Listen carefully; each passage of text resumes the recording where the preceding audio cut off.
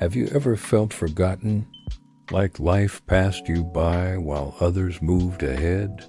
Have you ever felt dropped, broken, or pushed aside? There's a man in the Bible who felt the same way. His name was Mephibosheth, and if you want to know how he found his way back to the king's table, you'll have to stick around. Now, Mephibosheth's story is found in 2 Samuel chapter 9. And if you'd like to read along, please feel free to do so. Have you ever felt forgotten, like life passed you by while others moved ahead? Have you ever felt dropped, broken, or pushed aside? There's a man in the Bible who felt the same way. His name was Mephibosheth, and if you want to know how he found his way back to the king's table, you'll have to stick around. Now, Mephibosheth's story is found in 2 Samuel chapter 9, and if you'd like to read along, please feel free to do so. Have you ever felt forgotten, like life passed you by while others moved ahead? Have you ever felt dropped, broken, or pushed aside? There's a man in the Bible who felt the same way. His name was Mephibosheth, and if you want to know how he found his way back to the king's table, you'll have to stick around. Now, Mephibosheth's story is found in 2 Samuel chapter 9, and if you'd like to read along, please feel free to do so. Now picture this. Israel has a new king. His name is David. He's strong, he's honored, he's blessed, and he's ready to rule. And as he settles in, he has a thought. He remembers a promise. A long time ago, his friend Jonathan, they fought together in battle. They shared their hearts. They built an unbreakable bond. And David asks, "Is there anyone left from the house of Saul to whom I can show kindness for Jonathan's sake?" Somebody answers, "Yes, there is one. A crippled son named Mephibosheth. He lives in Lodebar." Now, if you've never heard of Lodebar before, let me give you the full experience. Imagine a dry, dusty place where nothing grows, where life seems stuck, where hope fades away. That's Lodebar. No pasture.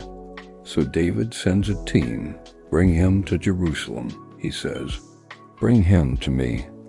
And as they arrive, Mephibosheth is terrified. He thinks, "This is it. I'm finished. I'm done." But he couldn't have been more wrong. David saw something they didn't see. He saw not a cripple, but a son. Not a nobody, but a somebody. He saw not a goner, but a gatherer. See, Mephibosheth wasn't just a random guy. He was family. He was the son of Jonathan. He was the grandson of King Saul. He was born into royalty. He was born with promise. He was born with potential. In fact, he was born to sit at the king's table. Oh, but you haven't heard the whole story yet. 'Cause when he was just 5 years old, tragedy struck. His father and grandfather died in battle, so his nurse grabbed him, ran for safety, and fell. And he fell. And from that moment on, he was crippled in both feet. Everything changed. He went from the palace to a place called Lodebar. Lodebar means no pasture.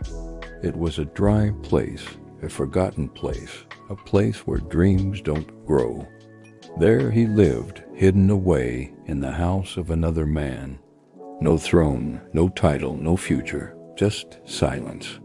But one day the king remembered him. Years had passed. King David, now ruling in strength and honor, remembered a promise he had made, a covenant with Jonathan, Mephibosheth's father. And he asked, "Is there anyone left from the house of Saul to whom I can show kindness for Jonathan's sake?" Someone answered, "Yes, there is one. A crippled son named Mephibosheth. He lives in Lodebar." So David sent for him. The king sent for the forgotten. The king called the crippled. The king remembered the promise. And when Mephibosheth heard that the king wanted to see him, he was scared. He thought, "This is it. I'm done." But he was wrong. Grace was calling. And when the king's team showed up, Mephibosheth must have been shocked. He probably thought, "How did the king hear about me? Why does he want to see me? What is he gonna do?" But he got up, he followed them, and he bowed before the king, trembling, unsure of what would happen next. But David looked at him and said, "Do not be afraid. I will show you kindness. I will restore everything that belonged to your grandfather Saul, and you will always eat at my table." He came expecting punishment. He received restoration. He came feeling like a dead dog. He left sitting like a royal son. He was given land. He was given servants. He was given a place. But most importantly, he was given a seat at the table. The king's table. At that table, his crippled feet were hidden. At that table, no one saw his brokenness. At that table, he belonged. And once he realized what was happening, think about how grateful he must have been. Listen to this. So Mephibosheth, the son of Saul, had been restored to the kingdom, and he lived in Jerusalem, eating regularly at the king's table. The king had also befriended him, and he loved him like a son. 2 Samuel 9:13. He was no longer in Lodebar. He was no longer forgotten. He was no longer crippled. He was healed. He was welcomed. He was chosen. And God still calls the forgotten. He still seeks those in Lodebar.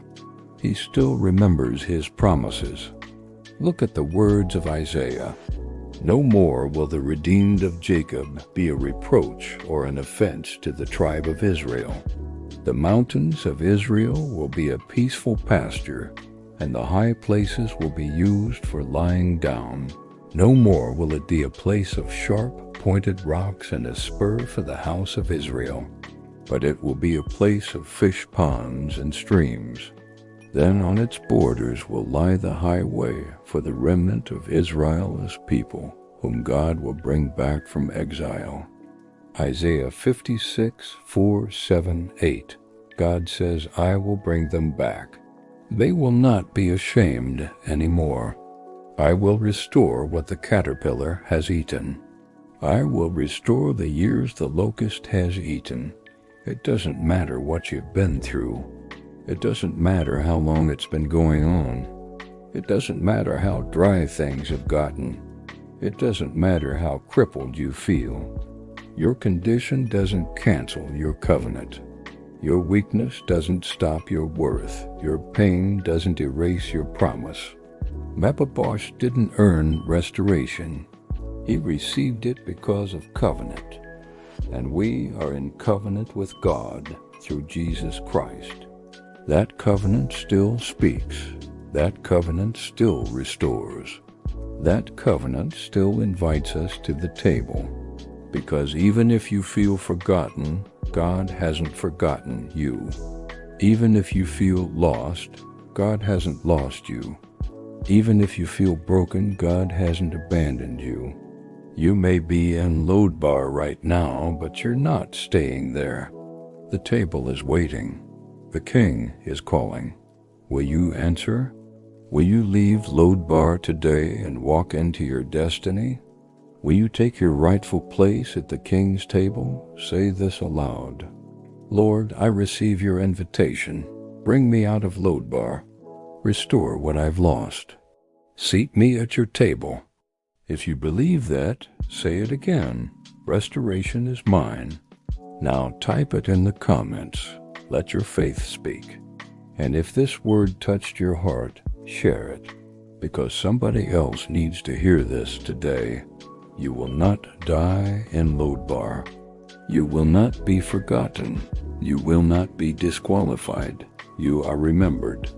You are restored. You are royalty. And you will eat at the king's table, always